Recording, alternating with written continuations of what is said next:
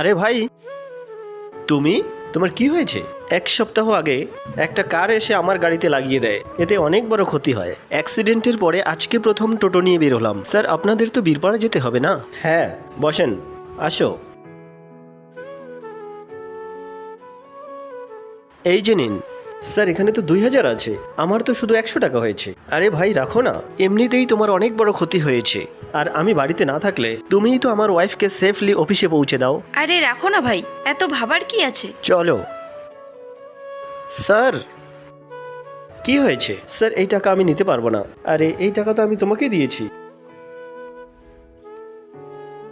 আরে দাদা, কি করছেন? এগুলা তো ওই ম্যাডামের টাকা পড়লো। তুই আমাকে জ্ঞান দিতে আসিস না। দাদা, এটা আপনি ঠিক করলেন না। উপরওয়ালা কিন্তু এর সাজা অবশ্যই দেবে। উপরওয়ালা আমার কিচ্ছু করতে পারবে না। দেখো ভাই, কথায় আছে না, কেউ কিছু খারাপ করলে উপরওয়ালা তাকে সাজা অবশ্যই দেবে। আর তোমার কর্মের ফল তুমি পেয়ে গেছো, তাই এই টাকা তুমি রাখো। স্যার, আপনি একদম ঠিক বলেছেন, কিন্তু এরপরে আমি আর কখনো এরকম ভুল করব না। স্যার, এই টাকা ফেরত নিন। আরে না না, এটা আমি তোমাকে মন থেকে দিয়েছি। হ্যাঁ ভাই, এটা তুমিই রাখো, আর আগের কথা ভুলে যাও। চলো এখন।